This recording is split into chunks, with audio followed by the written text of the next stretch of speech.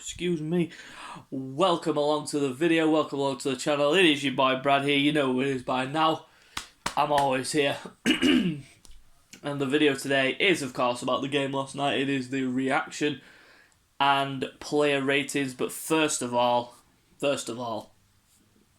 major news broke this afternoon. And that is that Prince Philip, the husband of Queen Elizabeth II, has sadly passed away at the age of 99. 99. Wow.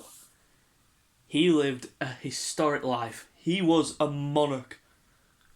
He was amazing. He was a great husband. He was a great father. He was a great grandfather. Great-grandfather. Amazing man. Watching the news this afternoon, when I first heard about it, I was like, whoa. But at the same time, he did have lots of health problems and lots of issues.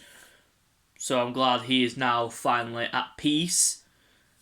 And I would like to send my deepest condolences to Her Majesty the Queen, as well as to the royal family themselves, Prince Charles, Prince Harry, Prince William, and all the others as well. It is a sad day for the Queen, as she has lost her husband.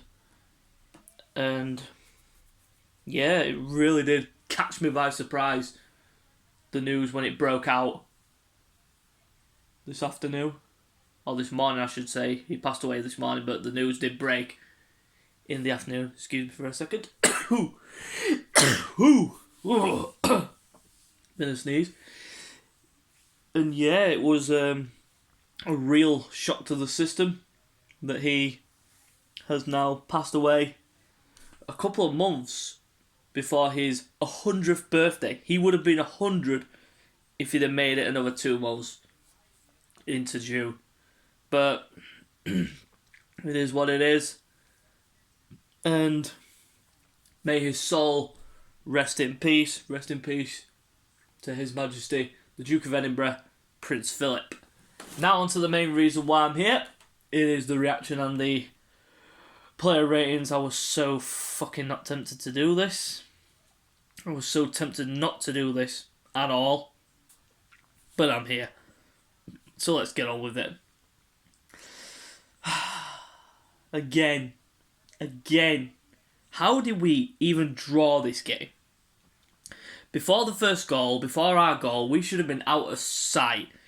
The chances that we had, gilt edge, one-on-one situations, and Saka and Lacazette blew their lines. Lacazette especially. That's horrendous. How can you go one-on-one with a goalkeeper and set it out that far and that high? Why didn't you just try and place it into a corner? Or dink the goalkeeper if he went to the ground or something like that? But he set it up too high, it hit the bar, and ultimately it's cost us the result, because obviously we do end up scoring through Nicola Pepe. When he, Aubameyang, came on, and Martinelli, completely changed the game. The game had more energy to it. Literally. You had the likes of Willian and Lacazette and Saka and all them. Hardly brought anything to the table, because obviously Saka, Smith Rowe were only just coming back off little niggles, little knocks, and Xhaka as well in the midfield. Thomas Partey was shocking. It was mad. And then obviously we got in the situation we did because of defensive lapse from Cedric, passing it back to Gabriel in that stupid position the way he did. And then from the resulting corner, we get caught out. And people have been saying that Leno should not have got the blame for the goal. It was in my opinion, it was a mixture of bad defending, bad marking, and bad keeping, because that ball was heading straight for him. How can he not palm it over the bar? He may be going back, but he's got to get a strong enough hand to it to palm it up over the bar or palm it away from goal. Instead, he palms it into the net. It's like, why? He's been guilty of the near post trick a couple of times. I remember in the North London derby was when Eric Dyer scored he palmed it up into his own net. It's like, get your angles sorted instead of flapping at thin air. But he flapped at the ball, it went into the net, and it ends Arsenal 1, Slavia Praha 1 after the first leg. And am I confident going into the second leg? No. The way we played in that first leg, we should have been out of sight. It should have been 3 or 4-1 to Arsenal at the end of the day. No disrespect to Slavia Praha, they didn't bring anything to the table. But we should have put our chances away, and that's ultimately cost us. That's my reaction, so let's get into the player ratings. Starting goal, Bernd Leno. Didn't really have a lot to do, apart from an odd save here and there, but other than that, didn't really have much to do, so I'm going to give him a straight 5. But I'm not going to give him a straight 5, actually. I'm going to demote that to a 4 because of the mistake for the goal. Going to the right back position, Hector Bellerin, and you see now why he never gets in my starting 11s when I put them up on Facebook, or even in the previous starting 11 when I do those videos. Why he never gets in my starting 11, because he's utter garbage. He's utter garbage. Doesn't bring anything to the team, doesn't overlap, doesn't cross, his cross is poor, and I'm glad, hopefully, we get rid of him in the summer. But for that performance last night, I'm going to give him a 3. In the centre-back position, starting with Rob Holding, solid. He was actually really solid. He was the only one that was commanding enough. Gabriel looked a bit shaky, but Holding held the line, played a few decent passes here and there. Had a chance in the first half, headed it just up and under. The goalkeeper could save it. But other than that, I'll give him a solid 5. Next to him, Gabriel, he's not going to be so lucky. He's going to get a 4. He looked a bit ropey. And I think he's better when David Luiz is playing next to him, I think. And, yeah, so I'm going to give Gabriel a 4. Cedric, I'm sorry, but that mistake, if he doesn't offer anything on the left. Nothing at all.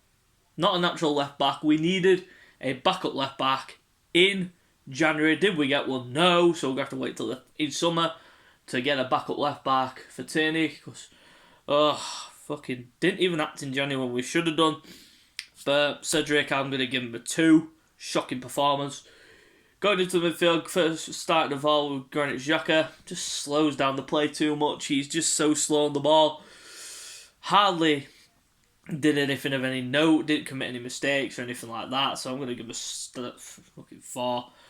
Next to him, Thomas Partey, he's not going to be so lucky because his passing was all over the place. Some of his passes, Jesus Christ, I'm glad he came off when he did. I think it's starting to rub off on him. The shitness in this club and the shitness around him is starting to rub off on him. I can see it. It's the same with Gabriel as well. It's just a joke. Thomas Partey for that performance gets a 3. On the right, Bukayo Saka, quiet game. Had the chance where he should have buried it in the first half. Didn't take it. Didn't really offer much going forward. Few good moments, but other than that, I'll give him a solid... Well, not even solid. I'll give him a 4. Emil Smith-Rowe, quiet game again. Didn't offer anything, but obviously you can understand with him coming back from that niggling injury. And he could be in the squad for quite a while because Martin Odegaard's picked up an injury. So Smith-Rowe could potentially be playing more in the centre attacking mid position. So for that performance, I'll give him a 4. On the left, Willian, again, anonymous in the game. Didn't really affect the game much. Didn't do anything of any meaning, so give him a 4. Lacazette up front, give him a 3. You should not be missing those gilt-edged chances when they present themselves to you. The hard work and the effort to get the ball back and then to lift it up, hit the bar, and that's ultimately cost us a win going into the second leg, which we really did need. We didn't want to concede an away goal.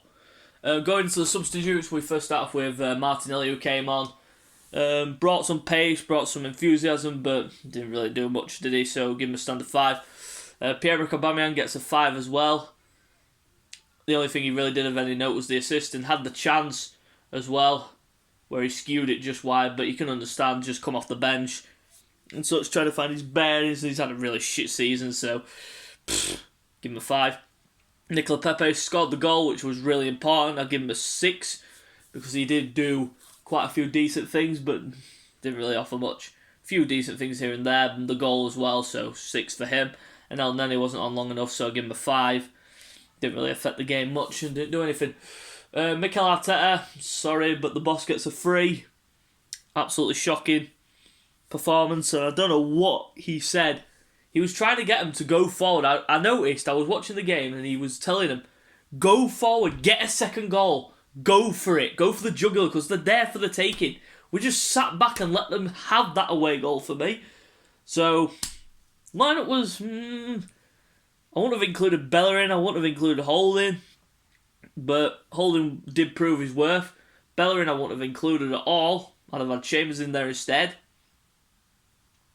I'd have had Pepe probably for Saka because he did not look right at all. Few hairy moments, but Pepe brought more to the game when he came on. William was shit. I wouldn't have even had him on the pitch. I'd have had William. I'd have had Martinelli even. And obviously Lacazette down the middle. I'd have preferred Aubameyang down the middle, to be fair. But it is what it is, and we roll on to Sunday against Sheffield United away, which will be the next game, which I will be previewing and doing a predicted lineup for either tomorrow or Sunday, so look out for that video. So, if you do enjoy the video, you know what to do by now. Go down below, subscribe to my channel for more content, and again, rest in peace Prince Philip, and we'll see you later.